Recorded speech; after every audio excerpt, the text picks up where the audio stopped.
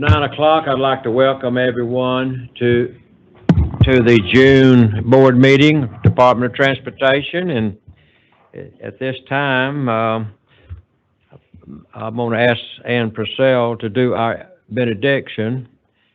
Not benediction, but our invocation. She gave a fantastic talk over at the Women's for Transportation this morning, and again, I want to commend her and the great job that she did.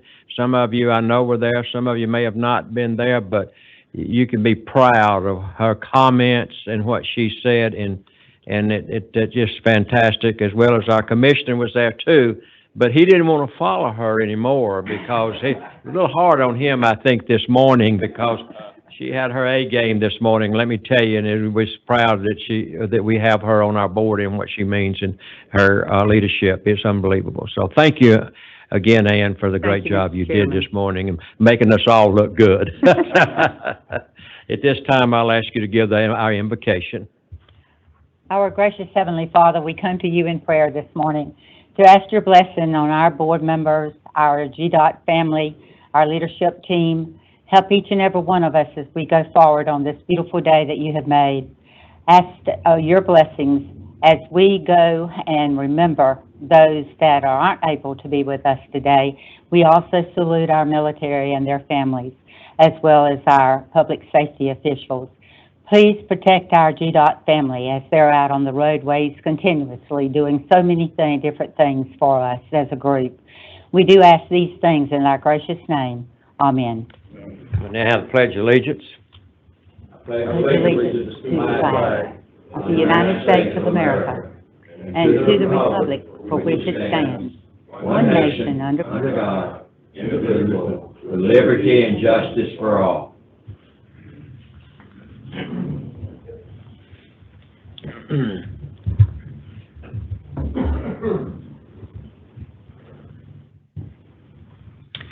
At this time, I'd ask for a motion for the approval of the minutes from our board meeting in May.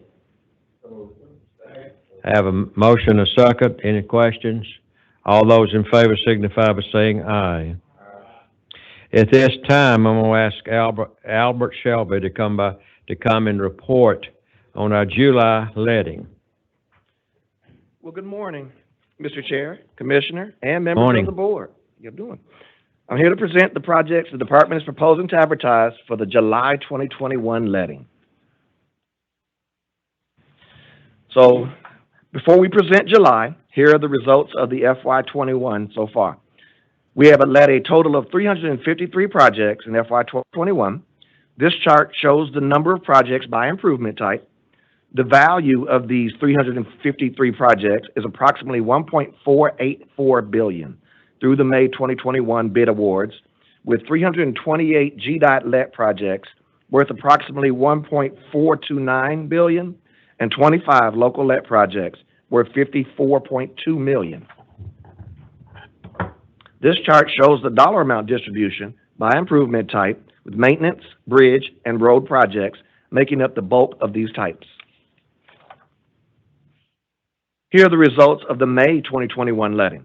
Of the 37 GDOT let contracts presented to the board, 35 were awarded, 1 was deferred, and 1 was rejected from the letting.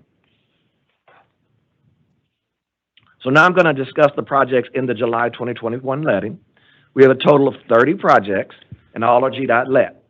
The next 3 slides list those 30 projects arranged by congressional district.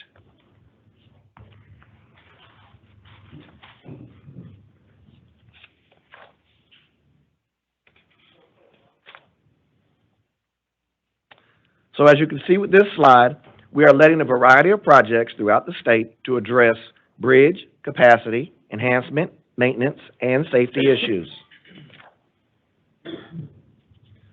The first highlighted project will resurface State Route 4, State Route 520 from the Atkinson County line to west of Anita Street for 19.64 miles. This section was last resurfaced in 1998, 23 years ago. This next project will widen State Route 133 to a 4-lane facility with a depressed grass median This project will begin at State Route 112 and extend to County Line Road for 3.47 miles. This project is actually one of 5 projects along State Route 133 that will connect Albany in Dougherty County to Moultrie in Worth County. It will be the second of the 5 projects to let in this corridor, and this corridor is part of our Governor's Road Improvement Program, commonly referred to as GRIP. The next project consists of reconstructing the I-75 interchange at State Route 31, which is also Exit 11. The project will include improvements to the safety and operations of the interchange by providing additional capacity on the bridge and approaches over I-75, as well as additional capacity for the entrance and exit ramps to and from I-75. Safety will be enhanced by providing roundabouts at the ramp terminal intersections. This is actually one of 5 reconstruction projects, which are 4 interchanges and 1 overpass, along I-75 in Lowndes County that will assist with the connectivity within the region and allow for future widening of I-75. The next project is the widening and reconstruction of Lake Park Belleville Road from State Route 7 to I-75. The existing 2-lane road will be widened to a 4-lane facility with a flush median from the southern terminus to Ocean Pond Avenue. The corridor has relatively high freight movements and is anticipated to increase since Lowndes County has designated this project area as an economic investment area. The interchange at I-75 and Lake Park Belleville Road will be constructed to support the large amount of trucks that are there due to the truck stops on both sides of the interchange, as well as the current and future industrial developments such as the Home Depot's distribution center. This next project is the replacement of the structurally deficient bridge on State Route 136 over the Chestatee River. The existing bridge was constructed in 1956, 65 years ago. And here's a ground view of that bridge to be replaced. Next is the replacement of the structurally deficient bridge on State Route 10 over Sweetwater Creek. The existing bridge was constructed in 1957, 64 years ago. And here's a view of that bridge to be replaced. The final highlighted project will install 2 single-lane roundabouts on Casville White Road at I-75 at the ramp terminal intersections. Currently, during peak hours, the left turning traffic onto the I-75 ramps blocks through traffic on Casville White Road, which results in extensive queues and delays along Casville White Road. Currently, the interchange is signal controlled for both the I-75 northbound and southbound ramps. So we have 30 projects proposed for the July 2021 letting. This chart shows the distribution type by improvement types. The estimate of these projects in the July letting is approximately $143.5 million. This chart shows the dollar amount distributions by improvement type. Now I ask for your consideration for approval of the proposed projects in the July 2021 letting. Is there any questions on the July letting? If not, we'll entertain a motion for approval. We have a motion, we have a second. All those in favor signify by saying aye. Ayes have it. Thank you so much. Thank you, Albert. At this time, we'll have our construction work program. Matt Markham, come forward, please. How are you, Matt? Hey, good morning. Thank you, Mr. Chairman. Thank you. Commissioner, members of the board. I'm here to you this morning for a recommendation for one proposed revision to the construction work program. I brought this one to you guys last month as a heads up, and I'm here today to ask for consideration. This is actually a removal from the construction work program. It's project number 0016518. It's a bridge structure removal from over an abandoned railroad spur in Fulton County, Atlanta, State Route 8, US 78. The bridge office is requesting this project be removed from the construction work program. The state does not own this structure, and the railroad has expressed interest in not having the structure removed, so we're asking to remove this project. So I'll be happy for any questions, or otherwise I ask for your favorable consideration. Any questions? Go, Jeff. Sorry. Is this part of the area that somehow connects to the Silver Comet Bike Trail, or is it close or in proximity to that? So I'm not sure about the connection to the Silver Comet Trail. It's over off of North Avenue, just right up the road on the back end of Georgia Tech. It's the bridge structures over there. Okay, thanks. I'll ask, if there are no more questions, I'll ask for a motion to approve the revision of the construction work program. Okay, have a motion, have a second? Have a second. No questions, all in favor signify by saying aye. Aye. Motion approved. Thank you, Mark. Thank you very much. At this time now, Commissioner McMurray will come forward to give his report.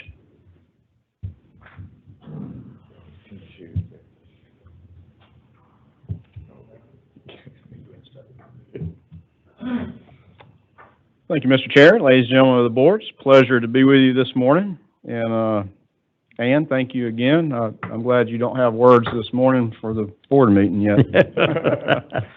All right.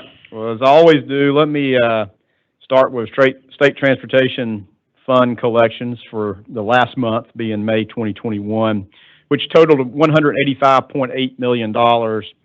The breakdown on that was $170.1 million in excise, $15.7 million in fees, bringing fiscal year to date to $1.86 billion, excise being $1.72 billion, fees $141.6 million.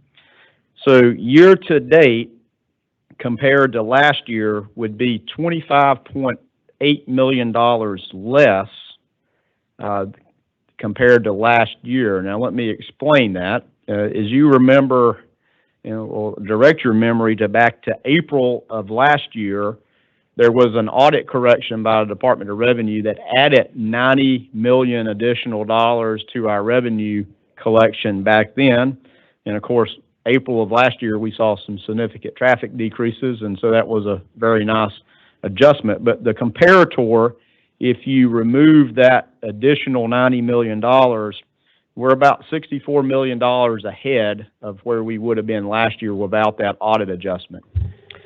So we're getting a little tricky as we compare to last year because of the impacts of the pandemic. And what I'd like to do is, going forward, is sort of compare back to 2019 as a baseline to give us some comparison on what transportation revenues are doing compared back to 2019 pre-pandemic, because these comparators are just sort of out of whack. So if we look at the excise component of this year, or this month of May, back to May of 2019, collections are 11% ahead. So that's a positive trend. So right now, post-pandemic is 11% ahead than it was 2019 pre-pandemic.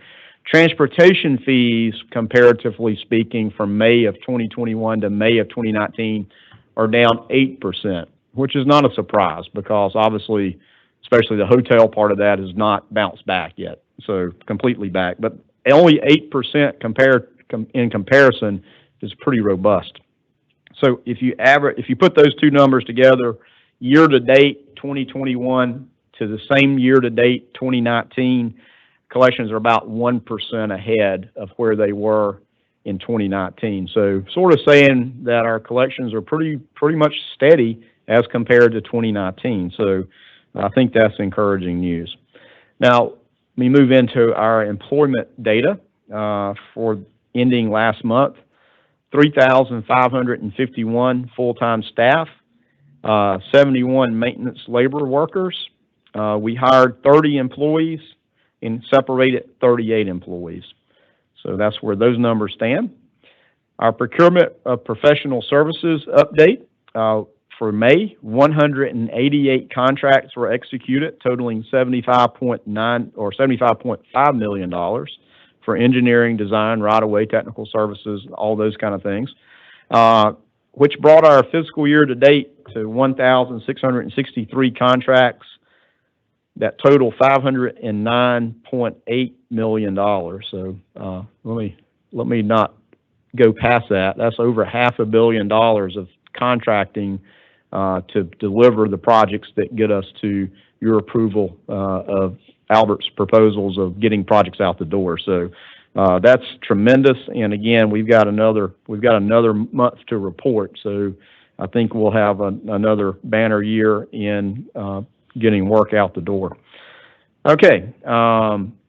Now, since we were together last, it's always great to highlight some of our successes around the state of projects that have opened for traffic. And we'll start in Congressional District 2 and 8, which include Cook, Tattnall, Taylor, and Wilcox counties, which are both in GDOT's District 3 and 4. And this is a little bit of a partial opening, so I'm sort of teasing some things here. We hadn't quite finished the contract, but this is design, build, bridge bundles. And let me just take a minute to explain and remind you that we have worked with our bridge, or the bridge office has worked to identify local bridges that are deficient and need to be replaced, and work with cities or counties, and mainly counties, on replacing these bridges. And we package 5 or 10 bridges together that are geographically close together, and then advertise and advance that through the design build process. So we're trying to keep them geographically close and keep it to scale such that there's good competition and interest in delivering these design build projects. So 2 of the 5 bridges in this bridge bundle are now open to traffic. It's Bayer Road over Bear Creek in Wilcox County, and Hobbs Bridge over Whitewater Creek along Ruston Lake Road in Taylor County. Contractor on this project is Southeastern Site Development, and the bridge in Wilcox County was open to traffic May 6th, and the one in Taylor County opened May 12th.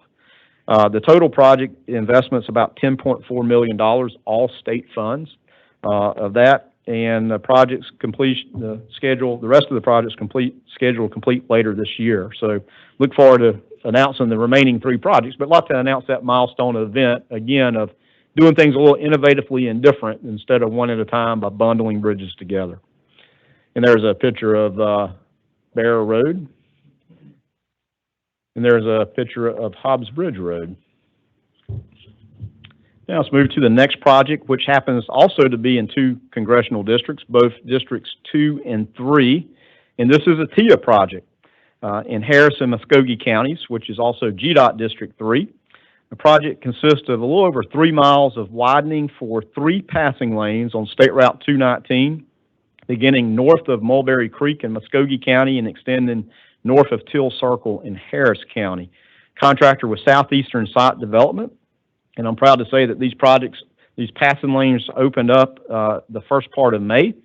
It represents a total investment of $17.6 million, and only $5 million of that was state funds. The rest was TIA. So again, a great job over in the River Valley to have these TIA projects provide some passing opportunities along this busy corridor. And this project was completed on budget, as Kenneth Franks always makes sure they are. So good job by Kenneth and the team. The next project also spans 2 congressional districts in 2 and 8, and it's a capital maintenance project in Houston and Macon counties, which is also GDOT District 3. This project consists of a little over 20.5 miles of milling, plant mix resurfacing, and shoulder rehabilitation on State Route 224, beginning just north of State Route 26 and going all the way up to busy State Route 7 in Houston County, if you know that area.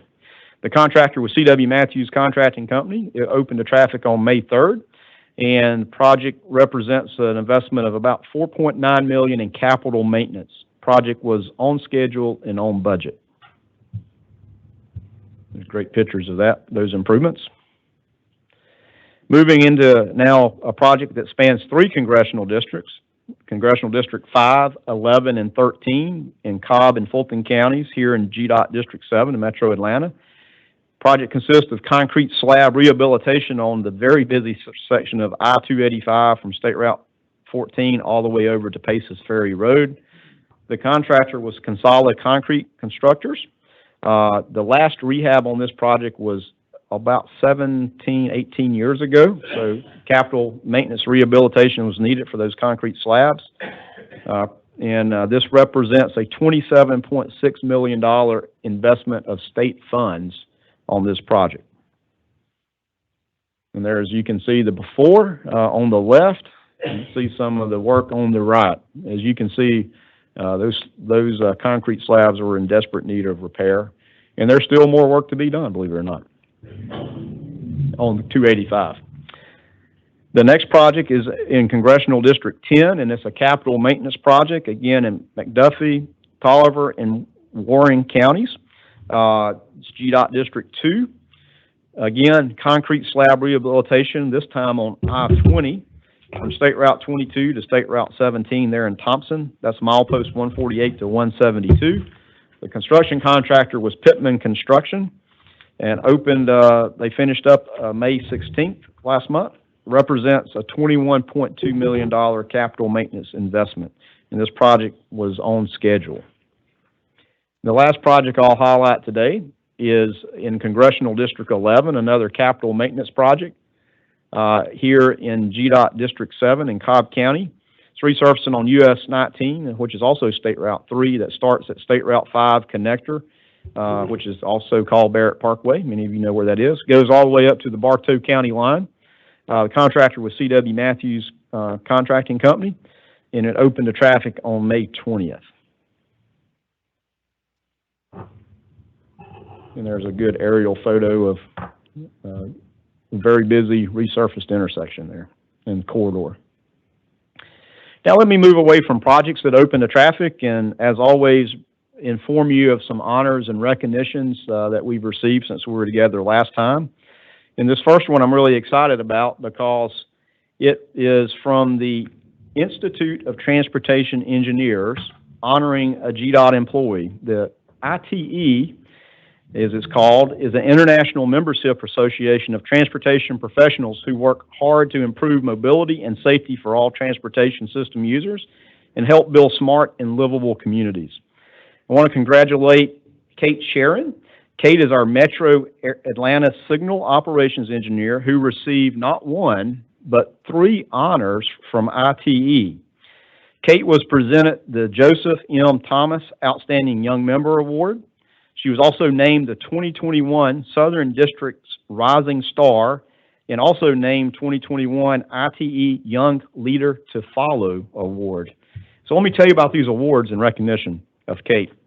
The Joseph M. Thomas Outstanding Young Member Awards recognizes one individual each year who, over their young professional career, has contributed significantly to transportation engineering, and Kate certainly has done that. Through meticulous and consistent engineering practice and design, Kate's expertise has helped enhance the safety and efficiency of signalized intersections in Metro Atlanta through her management of newly rebranded Signal Ops program, of which is sort of a new package. Scott Higley showed you that a couple of months ago of the great work they do in managing signals here in Metro Atlanta. Her contributions to this program have positioned GDOT as a national leader in innovative signalized operations, signals, systems, and programs. She's also been instrumental in the creation of GDOT's new Signal Ops platform. Kate is an enthusiastic supporter and leader of the Georgia section of ITE and the Southern District of ITE, as well as ITE International. So she is very busy outside her very busy day job. Congratulations to this outstanding young engineer. We're proud to have such amazing talent working with us here at GDOT, and Kate is here with us today. Kate, would you please stand to be recognized?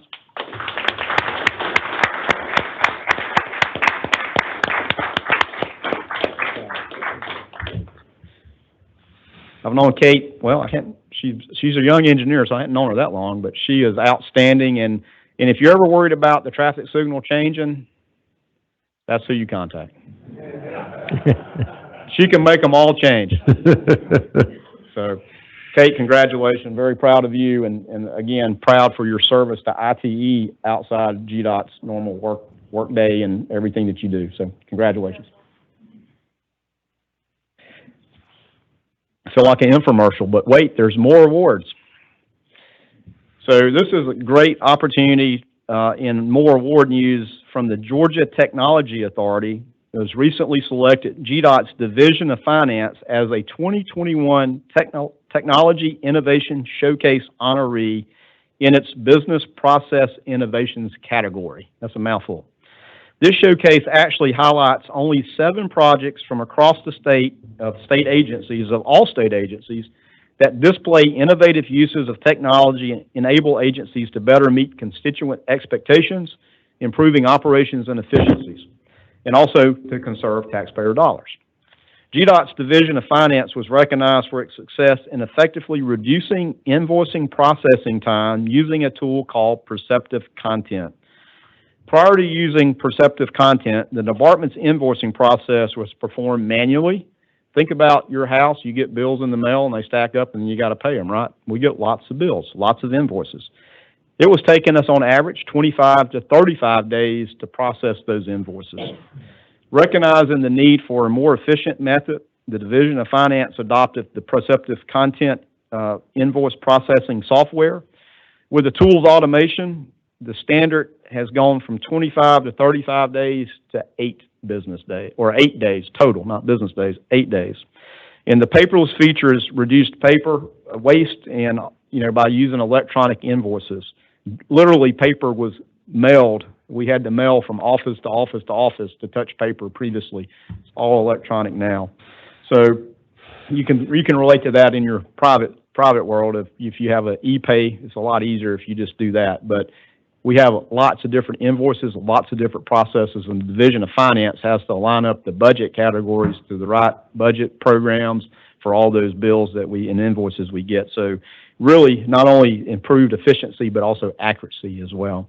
GDOT and fellow agencies that receive the other honors will be recognized at the Georgia Virtual Digital Government Summit on September 9th. So we have to keep this a secret, so don't tell anybody. But we're very proud, not only of the Division of Finance, but I want to commend our Division of IT for being able to make the systems work and integrate into this business flow process that really has made a tremendous impact. And I might add, this was deployed prior to the pandemic. So we were able to seamlessly continue to work the Division of Finance and keep invoices flowing. And so hats off to them for leading before they even knew they would need it for the pandemic. If we hadn't had this during the pandemic, it would have been a lot harder for sure. So congratulations to them. Now let me bring you up to speed on some other great news where we've been able to award over 100 grants to local governments. Each year, GDOT's Local Maintenance Improvement Grant, or LMIG as you all know, program provides funding to the local governments, which is usually based on 10% of the excise budget. So, and we do that through formula and application in a very streamlined process. This year, we wanted to strategically focus on the increase in LMIG budget that came in the amended budget year to focus on much needed safety improvements with local governments. And basically eligible projects were low-cost safety improvements on local routes such as signage, striping, raised pavement markers, rumble strips, and minor maybe shoulder widening where there's not shoulders. Traffic operations in our local grants office use GDOT's new metric tool, which is a database that curates crash summary data into reports that to assist local governments to look at basically crash hotspots or where there's significant crashes that reoccur, and so that we could strategically work with the local governments to provide these grant opportunities. So now we're awarding over 100 local grants for safety to cities and counties across the state. And it's just another great example of how GDOT invests in safety and mobility, not only on our roads, but across the entire state. So great to have. I appreciate the local grants office and especially traffic ops to be strategic in looking at how to deploy those grant dollars to the local governments.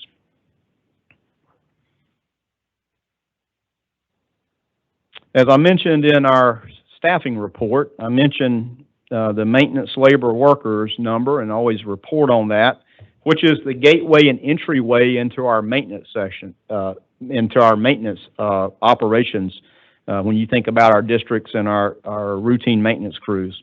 The maintenance labor workers are certainly an integral part of our workforce, and right now we have about 300 of those positions statewide, and we're trying to fill those positions, recognizing that labor And hiring is very challenging at the moment.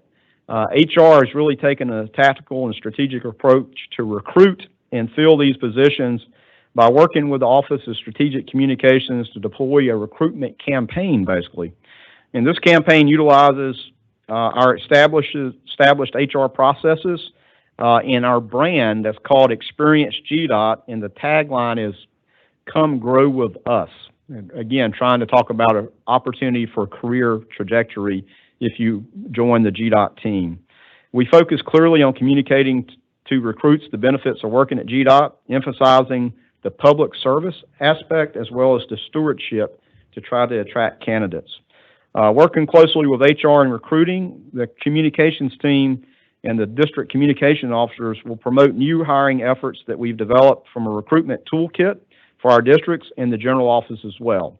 Now, previously, each district sort of went at it alone on the recruitment front. So now we're providing a lot of information and efforts such that we can sort of help all districts equally around the state. We have a website portal where applicants can learn about opportunities with GDOT and easily access the Team Georgia application, which is housed on a different website. Using social media, again, to message opportunities for jobs, creating video content to be shared on that social media platforms, and recruitment posters and collateral that can be used. As many of you know, a lot of job fairs have been virtual and probably will continue to be virtual or hybrid going forward. So we have to be able to get our content such that it can be consumed from that virtual environment. And we've tried to, again, expand that opportunity to get people in the door here at GDOT, especially focused here on maintenance labor workers. And here's just a couple of examples on the screen you can see what it looks like. So we look forward to continuing to push out on our social channels of Facebook, Twitter, Instagram, LinkedIn, and others. And also hosting the virtual job fairs where HR can offer on-the-spot interviews, basically virtually, to interested candidates. So again, trying to maneuver and make sure we're agile to be able to get people here in the door. So congratulations to the HR team, our districts, and communications for working together to improve our processes. Now, just a reminder of the criticality of the Georgia ports to Georgia, especially in Savannah. We talked about that this morning at the Women for Transportation meeting. On May 26th in Savannah, had some really exciting news. The largest vessel to ever call on the port on the East Coast was the CMA-CGM Marco Polo, who sailed up the Savannah River to its port of Savannah. This ship measures 1,300 feet long, more than 175 feet wide.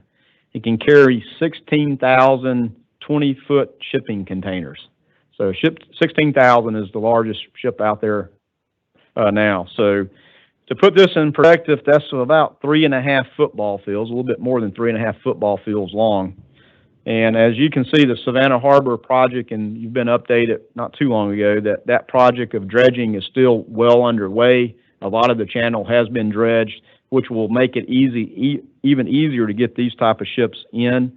But just as a reminder, the role that Georgia ports play in global commerce and competitiveness for the state is when you see this, and if you look in the background, you can see how it sort of dwarfs everything around it. I mean, that is a large ship. So what that means is containers that we hope go on rail, but a lot of those, we know that 80-some-odd% go on truck, so that's part of our challenges that we have. But just wanted to call your attention to that. Pretty awesome to see. I know Ann had, there was a big media event on this, and Ann was involved in some conversation with the media, and again, talking about the criticality of the port and the interaction with GDOT and the Port Authority. So, Ann, thanks for those words, and great media story, but that is a significant thing. We compete with New York, New Jersey on the East Coast. GPA, I believe, is number 2 now in volume. So in the U.S. So again, that's a big event. Let me close out with something that's really touching. And I'd like to take a moment to recognize our District 5 maintenance foreman, Robert Denison. Robert helped save a child by simply using what he learned during his human trafficking awareness class that we took here at GDOT. A few months ago, Robert was involved in a very unusual interaction with an individual who had a child with him, and Robert recognized that something just wasn't right. And again, thanks to his training, he recognized the warning signs and immediately involved police, which helped the Port Wentworth police intercept the man and the child and prevented potentially a very violent situation.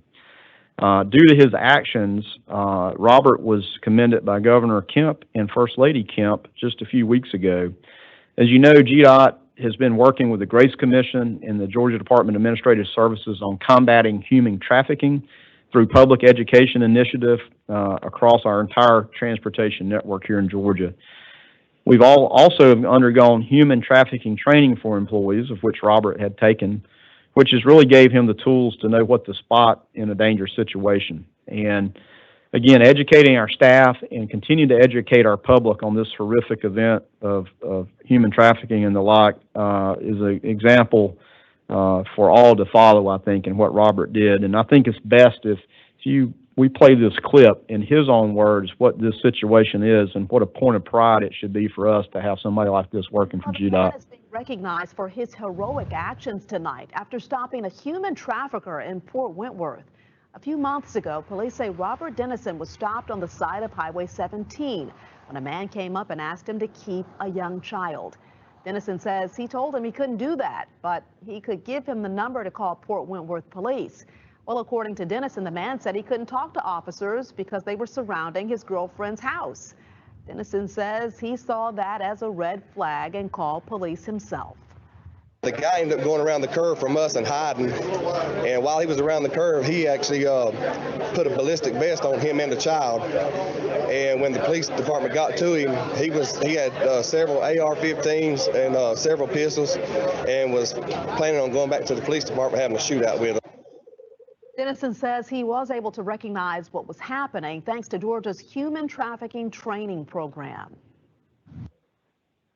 If that doesn't give you chills, I just commend Robert for being aware, being responsive, and not just letting something pass by. He definitely saved lives that day. So certainly want to commend Robert for his great actions. So again, just shows you the goodness of our GDOT staff, and they do many things and things you don't think about. And when you're working on the side of the road, you get to experience lots of things, and many of them are not pleasant. And just as a reminder, this training certainly goes to our heroes and our champs. And as we mentioned before, Scott mentioned in his communication meeting, our heroes and champs actually give out cards that have Grace Commission and human trafficking contact with it. We always give out a card, and they've been trained not only to give out the cards to the driver, but try to give cards to everybody that may be in a vehicle, and just again to try to combat human trafficking. So my last item here is always like to highlight and remind you of the dedication and commitment, just like Robert Denison has here, but for service as well. And there's somebody I'd like to recognize this month that does so much and always is just sort of around the corner or disappears into the background, but does so much to keep you as the board support it, me as the commissioner support it, and so much for this building and facilities here. And he is certainly an unsung hero that always disappears in the background, and he's probably right around the corner. So Brian Gruber, you need to come out here to recognize 35 years of service.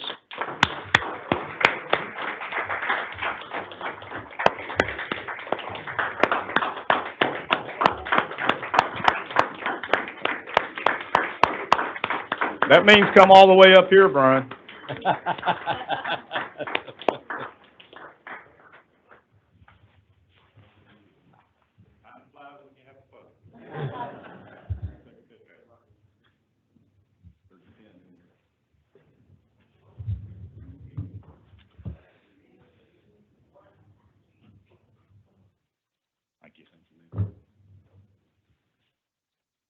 Mr. Chairman, that concludes my report. I'll be glad to entertain any questions or comments. Thank you, Commissioner. Does anyone have any questions from the Commissioner's report at this time? Thank you for that fine report. Thank you. As always, great job. Thank you, Commissioner. At this time, I would like to ask Stacy Key if she would come forward, presentation of a resolution to Monica Flournoy, our state materials engineer.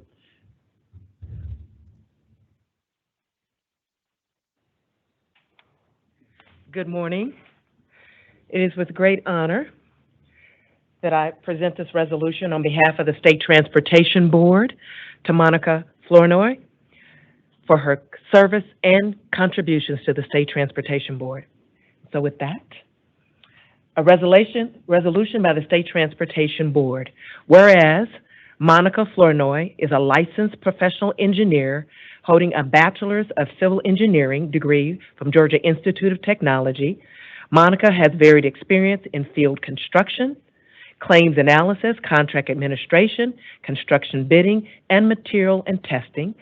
And whereas Monica began her career with the Georgia Department of Transportation in 1993 as a transportation engineer in the Louisville Area 3 construction office located in District 2.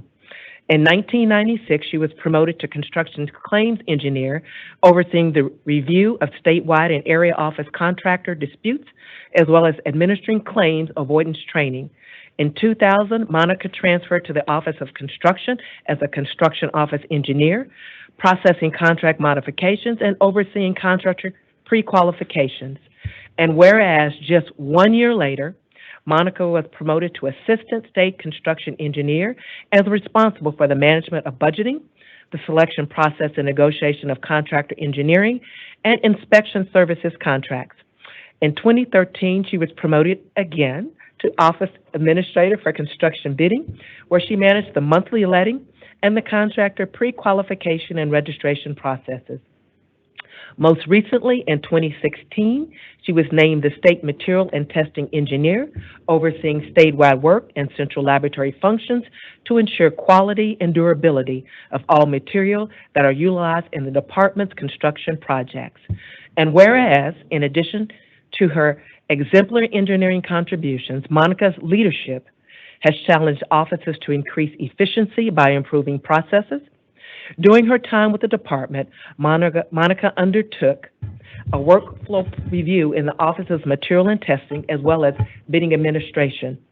With her leadership, the agency adopted a fully paperless contracting initiative, saving the agency money and time. In materials and testing, she also streamlined the material certification process. Additionally, when the agency implemented the American Recovery and Reinvestment Act of 2009, she collaborated with leadership to maximize funding sources and help to ensure appropriate management and allocation of these associated funds. And whereas, during Monica's tenure with the Georgia Department of Transportation, she has dedicated much of her time serving on various agency committees, including estimating, contractor pre-qualification, and pavement design. She has also provided tremendous contributions on several state and national committees with the Georgia Partnership for Transportation Quality, GPTQ, and the American Association of State Highway and Transportation Officials, AASHTO. For a combined period of 10 years, she has been an active member in SASHTO committees on materials and pavement, as well as subcommittees on construction. In 2020, she was recognized by Engineering Georgia magazine as one of the 50 women in the know, showcasing her considerable influence on the future of Georgia's built environment, and therefore, be it resolved that the State Transportation Board recognize Monica Flournoy for her hard work, dedication, and tremendous contributions she's made within GDOT and outside through her leadership, passion, and unwavering commitment to providing transportation systems focused on innovation, safety, sustainability, and mobility for the shipment of goods and services, and ultimately the citizens of Georgia. And thereby be it resolved, a copy of this resolution shall be spread upon the minutes of this meeting, and a suitable copy will be presented to Monica Flournoy in honor and recognition of her 28 years of service with the Georgia Department of Transportation, adopted the 17th day of June 2020. Girl,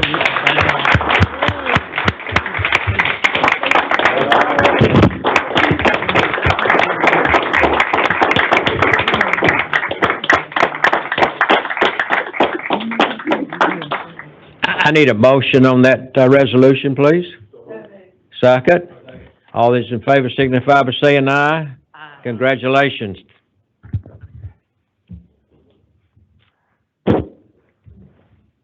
Wow.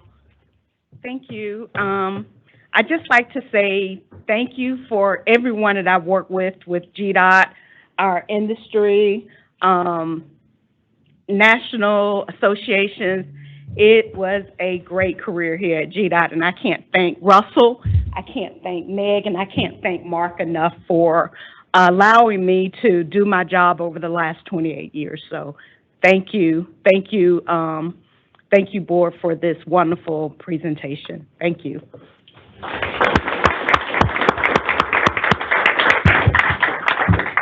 Monica, we thank you for the great work that you did for GDOT in the materials, because I know that is a very tough responsibility over there in dealing with materials in our state. So we just thank you for your service.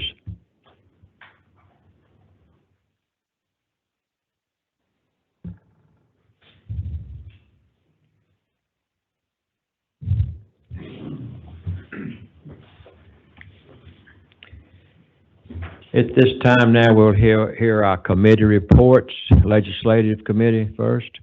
Thank you, Mr. Chairman. The Legislative Committee convened at 1:34 p.m. on Wednesday, June the 16th. The board members present included Johnny Floyd, Rudy Bowen, Kevin Abel, Stacy Key, Tim Golden, Jamie Boswell, Jeff Lewis, and Dana Lemon, as well as Vice Chair Ann Purcell. The first order of business, Joshua Waller, Director of the Policy and Government Affairs, provided an update on the federal transportation process, including authorization and appropriations process. Next, he discussed the federal current transportation laws, followed by highlights of the administration infrastructure proposal, the House T&I Committee Investment Act, as well as the Senate EPW Committee bill. There was no further business.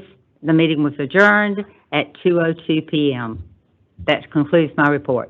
Any questions? Thank you, Ms. Purcell. That's your report. At this time, Intermodal Committee. Thank you, Mr. Chairman. The Intermodal Committee convened at 2:03 p.m. Wednesday, June the 16th. Board members present included myself, Johnny Floyd, Ann Purcell, Stacy Key, Robert Brown, Kevin Abel, Rudy Boyd, Tim Golden, Jamie Boswell, Jeff Lewis, Greg Morris, and Dan Lemon. The first order of business was Leanne, Assistant Division Director, presented an update on the Georgia statewide aviation system plan. This plan is updated every 10 years, provides a blueprint for development of the Georgia Comprehensive System of 103 commercial service and general aviation airport to meet system needs. The presentation reviewed and results of a system plan and the progress made this fall on recommendations. There being no further business, the committee adjourned. Thank you, Mr. Floyd. Is there any questions on Mr. Floyd's report?